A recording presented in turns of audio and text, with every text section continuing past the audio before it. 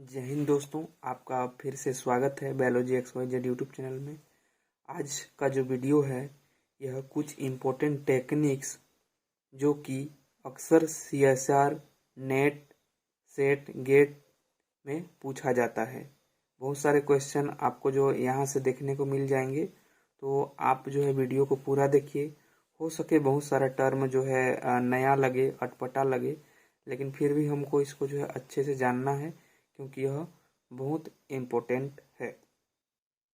तो आप वीडियो को पूरा देखिए। तो देखिए इधर जो टेक्निक मेंशन किया गया है और इधर जो है उसका क्या उपयोग है, क्या यूज है, क्या एप्लीकेशन है, उसको जो है बताया गया है, जैसे आप लोग देख पा रहे होंगे। ठीक है, तो सबसे पहले हम लोग जानते हैं क्रोमेटोग्राफी। तो क्रोमेटोग्राफी का उपयोग किस में करते हैं? प्रोटीन और RNA प्यूरिफिकेशन में करते हैं। ठीक है, जैसे आप लोग डायग्राम में देख पा रहे होंगे। उसके बाद देखिए एफिनिटी क्रोमेटोग्राफी, इसका उपयोग जो है mRNA का जो है प्यूरिफिकेशन में किया जाता है। उसके बाद पीसीआर मतलब पॉलीमरेज चेन रिएक्शन, इसका जो उपयोग है DNA और cDNA एम्प्लीफिकेशन में किया जाता है। अगला देख पा रहे होंगे रिया। ठीक है, रिया का जो उपयोग है, इसका उपयोग करते हैं quantitative and qualitative analysis of. ठीक है, तो रिया का फुल फॉर्म है रेडियो इम्यूनो एसे। ठीक है, उसी प्रकार इलेजा का उपयोग जो है, इसका भी उपयोग क्वांटिटेटिव और क्वालिटेटिव एनालिसिस ऑफ प्रोटीन में किया जाता है। इसका पूरा नाम है एंजाइम लिंक्ड इम्यूनोसॉर्बेंट एसे। ठीक है, उसके बाद देखिए टेम का उपयोग जो है इंटरनल व्यू ऑफ सेल और ऑर्गेनेल्स में किया जाता है। ठीक है, और टेम का पूरा नाम है ट्रांसमिशन इलेक्ट्रॉन माइक्रोस्कोपी। उसके बाद देखिए सेम ये देखो टेम का उपयोग जो है इंटरनल व्यू ऑफ सेल और ऑर्गेनेल्स में किया जाता है। उसके बाद देखिए सेम स्कैनिंग इलेक्ट्रॉन माइक्रोस्कोपी है इसका पूरा नाम। इसका उपयोग जो है सरफेस व्यू के लिए किया जाता है। उसके बाद देखिए फेज कॉन्ट्रास्ट माइक्रोस्कोपी, इसका उपयोग जो है लिविंग नेचुरल सेल के डिटेक्शन में जो है किया जाता है।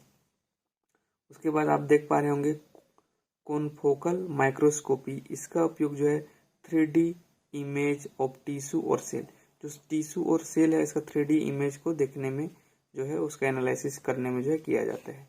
उसके बाद देखिए इधर लाइट माइक्रोस्कोपी का उपयोग 2D image of cell and larger organelle, जो लार्जर ऑर्गेनल है और जो सेल है उसका 2D इमेज देखने के लिए जो है 2 डायमेंशनल इमेज देखने के लिए किया जाता है।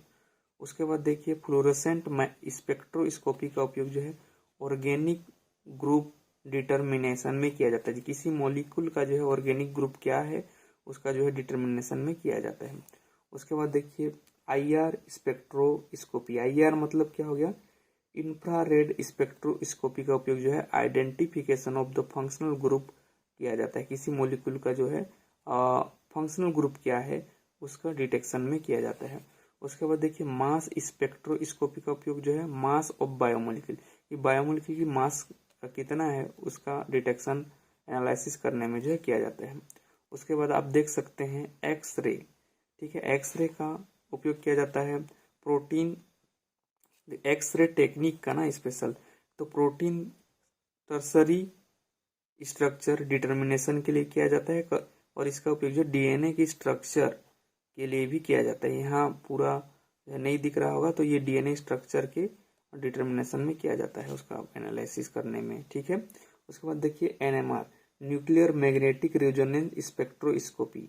ठीक है, इसका उपयोग भी प्रोटीन टर्सरी स्ट्रक्चर डिटर्मिनेशन में किया जाता है। उसके बाद आप देख पा रहे होंगे CD। ठीक है, CD का पूरा नाम क्या है? सर्कुलर डाइक्रोइज्म। ठीक है, तो प्रोटीन के सेकेंडरी स्ट्रक्चर डिटर्मिनेशन में इसका उपयोग किया जाता है। अब देखिए UV विस स्पेक्ट्रोस्कोपी मतलब कि अल्ट्रावायलेट विजिबल स्पेक्ट्रोस्कोपी, इसका उपयोग जो है कॉन्सेंट्रेशन डिटर्मिनेशन में जो है किया जाता है। मतलब कि जो केमिकल सब्सटेंसेस है वह कितना लाइट एब्जॉर्ब करता है, कितनी कॉन्सेंट्रेशन में, उसका जो है डिटर्मिनेशन किया जाता है यूवी विस स्पेक्ट्रोस्कोपी द्वारा कि कोई मॉलिक्यूल जो है कितना लाइट एब्जॉर्ब किया कर रहा है। ठीक है, अगला देखियो एगारो जेल स्पेक्ट्रो इलेक्ट्रोफोरेसिस, इसका उपयोग जो है डीएनए मॉलिक्यूल के वेट डिटर्मिनेशन में जो है किया जाता है। एसडीएस पेज, ठीक है, एसडीएस मतलब सोडियम रोडेसाइल सल्फेट और पेज का पूरा नाम क्या है, poly acrylamide gel electrophoresis, protein molecular weight determination में किया जाता है। अब ट्रांसक्रिप्टम देखिए, यहाँ जो अगला देख पा रहे होंगे आप लोग, ट्रांसक्रिप्टम एनालिसिस, तो इसका उपयोग जो है mRNA large number of expression के एनालिसिस में किया जाता है, जो इन विवो मतलब किसी लिविंग ऑर्गेनिज्म के अंदर, और इन विट्रो का मतलब क्या होता है, लिविंग ऑर्गेनिज्म के बाहर कोई एक्सपेरिमेंट करते हैं लैब वगैरह में, तो उसको जो है इन विट्रो कहा जाता है। सरफेस प्लाज्मोन रेजोनेंस क्या है, ये क्या करता है, पीपी मतलब क्या है, पीपी मतलब पीना नहीं है, ये प्रोटीन है, क्या है, protein DNA ligand receptor interaction में किया जाता है। ठीक है, फेज डिस्प्ले, इसका उपयोग जो है प्रोटीन इंटरेक्शन में किया जाता है। FRET, ठीक है, FRET इसका उपयोग जो है प्रोटीन इंटरेक्शन और न्यूक्लियोटाइड एनेलिंग में किया जाता है। इसका पूरा नाम है फ्लोरोसेंस रिजोनेंस एनर्जी ट्रांसफर है। ठीक है, अगला आप लोग देख पा रहे होंगे फिश, ठीक है, ये मछली वाला फिश नहीं है, फिश टेक्निक है। ठीक है, जिसका पूरा नाम है फ्लोरोसेंस इन सिटू हाइब्रिडाइजेशन है। ठीक है, इन सिटू मतलब किसी लिविंग ऑर्गेनिज्म के अंदर किया जाता है। तो इन विवो डीएनए या जीन एक्सप्रेशन एनालिसिस में किया जाता है। उसके बाद आप देख पा रहे होंगे डीएनए माइक्रो रे, ठीक है, जिसको चिप कहा जाता है, मेनी जीन एक्सप्रेशन एनालिसिस में किया जाता है इसका उपयोग। अगला देखिए साउदर्न ब्लोटिंग है, इसका उपयोग डीएनए एनालिसिस में किया जाता है। नॉर्दर्न ब्लोटिंग, इसका उपयोग जो है ट्रांसक्रिप्शन में किया जाता है। वेस्टर्न ब्लोटिंग, इसका उपयोग जो है प्रोटीन एनालिसिस में किया जाता है, जबकि ईस्टर्न ब्लोटिंग का उपयोग जो है पोस्ट ट्रांसलेशनल मॉडिफिकेशन। यहाँ जो ब्लोटिंग है, इस टेक्निक को हम लोग आसानी से याद कर सकते हैं। कैसे, जैसे साउदर्न ब्लोटिंग पहले डीएनए से आरएनए बनता है, आरएनए से प्रोटीन बनता है, फिर प्रोटीन का पोस्ट ट्रांसलेशनल मॉडिफिकेशन होता है। यदि आप मॉलिक्यूलर बायोलॉजी में अच्छे से पढ़े हैं तो क्या है, तो साउदर्न SNWE याद करना है। ठीक है, SNWE, S मतलब साउदर्न ब्लोटिंग, इससे डीएनए एनालिसिस किया जाता है। अब याद करिए डीएनए से क्या बनता है, एमआरएनए बनता है। तो नॉर्दर्न ब्लोटिंग से क्या बनता है, ट्रांसक्रिप्ट एमआरएनए एनालिसिस किया जाता है, फिर एमआरएनए से क्या बनता है, प्रोटीन। तो वेस्टर्न ब्लोटिंग से प्रोटीन एनालिसिस किया जाता है। ईस्टर्न ब्लोटिंग से प्रोटीन बनने के बाद उसका पोस्ट ट्रांसलेशनल मॉडिफिकेशन होता है। तो ईस्टर्न ब्लोटिंग से पोस्ट ट्रांसलेशन मॉडिफिकेशन एनालिसिस किया जाता है ईस्टर्न ब्लोटिंग से। ठीक है, अगला जो टेक्निक है फेस है। ठीक है, फेस चेहरा वाला फेस नहीं है ये। ठीक है, इसका पूरा नाम है फ्लोरोसेंस एक्टिवेटेड सेल सॉर्टिंग। तो इसका उपयोग जो है सेल सॉर्टिंग, सेल के साइज एंड एपोप्टोटिक सेल का जो है पता लगाने में किया जाता है। फ्लो साइटोमेट्री, जैसे आप डायग्राम में देख पा रहे होंगे, सेल मोर्फोलॉजी एंड फंक्शन के डिटेक्शन में किया जाता है, उसका फंक्शन और उसका मोर्फोलॉजी, आकार कितना है। और क्रोमेटिन इम्यूनो पीपीटी, इसका उपयोग जो है chromosomal deletion, addition, abnormalities, transcription factor binding, TF मतलब ट्रांसक्रिप्शन फैक्टर बाइंडिंग में जो है देखा जाता है। ट्रांसक्रिप्शन फैक्टर जो है कहाँ बाइंडिंग होता है उसके बारे में।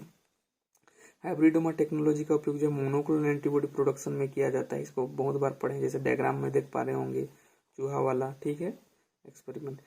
AFLP, ठीक है, तो AFLP इसका जो उपयोग है डीएनए पेरेंटल और जो है पेडिग्री एनालिसिस में किया जाता है। AFLP का पूरा नाम क्या है, एम्पलीफाइड फ्रेगमेंट लेंथ पोलीमोर्फिज्म में क्या, ठीक है, क्या है, देखो एक बार फिर से, एम्पलीफाइड फ्रेगमेंट लेंथ पोलीमोर्फिज्म। और उस अगला जो है RAPD, इसका उपयोग जो है इवोल्यूशनरी स्टडीज में किया जाता है। RAPD का पूरा नाम क्या है, रैंडम एम्पलीफाइड पोलीमोर्फिक है। ठीक है, जिसका उपयोग देखिए RAPD का उपयोग जो इवोल्यूशनरी स्टडी में किया जाता है। पीडी का पूरा नाम है रैंडम एम्पलीफाइड पॉलीमॉर्फिक, ठीक है। और जबकि RFLP इसका उपयोग जो पेरेंटल एंड क्रिमिनल एनालिसिस में किया जाता है, ठीक है। तो इसका जो पूरा नाम है RFLP का रेस्ट्रिक्शन फ्रेगमेंट लेंथ पॉलीमॉर्फिज्म, ठीक है। RAC रेस, देखो रेस का उपयोग क्या है, 5 प्राइम और 3 prime and analysis of DC DNA और mRNA में इसका उपयोग किया जाता है। तो जो रेस का पूरा नाम है रिमूव अलार्म कॉन्फाइन एंड जो है एवाक्यूट, ठीक है। तो इसका उपयोग किस में किया जाता है, 5 प्राइम या फिर 3 prime and analysis of cDNA में जो है या mRNA में किया जाता है। न्यू टीके जीन कैस्केड, टीके मतलब थायमिडिन काइनेज है, जीन कैस्केड इसका उपयोग जो जीन नॉकआउट या कुछ टाइम जो है सम टाइम जो है जीन नॉक्ड इन, ये IN है, ठीक है। और क्लोनिंग वेक्टर, तो क्लोनिंग वेक्टर का उपयोग किस में किया जाता है, तो फॉरेन DNA जीन ट्रांसफर है उसमें किया जाता है, ठीक है। होप यह वीडियो आपके लिए हेल्पफुल होगा। इसी तरह के इन्फॉर्मेटिव वीडियो को आप जो है जानना चाहते हैं तो इस चैनल को जो सब्सक्राइब करके जुड़ सकते हैं, और जो है आप कमेंट कर सकते हैं, आप लाइक कर सकते हैं, जिससे हम ऐसे वीडियो बनाने के लिए प्रेरित हों। आपका बहुमूल्य समय देने के लिए बहुत बहुत धन्यवाद।